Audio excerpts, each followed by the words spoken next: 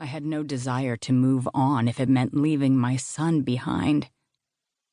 In hindsight, I realize how alone Ethan made me feel, and how inadequate for not managing my pain as well as he did. I've also come to understand that grief can coexist with healing. The former doesn't stop where the latter starts. Instead, they run on parallel tracks. Some days one is ahead, some days the other. A return to normalcy after the death of a child is simply not possible. At best, it's facing every day with a clear head and a broken heart.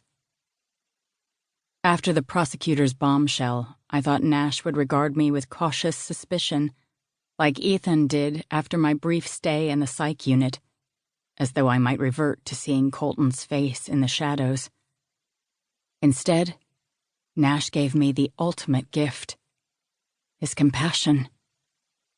"That sounds absolutely terrible," he said, without a trace of judgment. "What a nightmare." It was. I lost my mind. It was pretty bad. Then he stunned me further by covering my hand. "You lost a child. Who could blame you?" "I should have told you at the beginning. I'm sorry." "Yes." He was matter of fact. "But what does it matter now?" "You don't think I'm—" I couldn't bring myself to complete the sentence. He squeezed my hand. "What people do in grief isn't fair to judge. It isn't really you." He closed his eyes as if in painful recollection. "What's wrong?" "I lost my wife to brain cancer 11 years ago."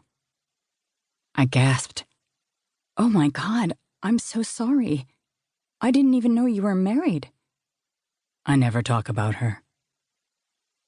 We were quiet for a bit, and then he said, "It's why I didn't see myself with Jillian long term.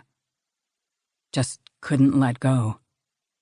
I wondered about his use of the past tense. Had he let go now? A small part of me hoped so. "I didn't cope well," he went on. "Drank until I had to join AA. I was totally out of control for a few years." He studied me for signs of disdain.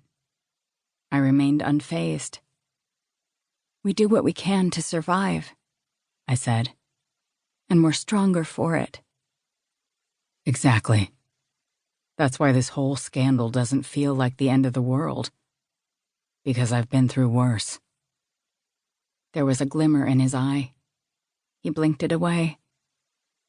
"After that, I can get through anything." I lie in bed at 4:45 a.m., contemplating what has happened between us since that conversation a few days ago. The line between doctor and patient has grown blurrier than ever. He's begun to linger in my room after a meal instead of rushing out to be alone, and we spend time at night reading side by side with our shoulders touching.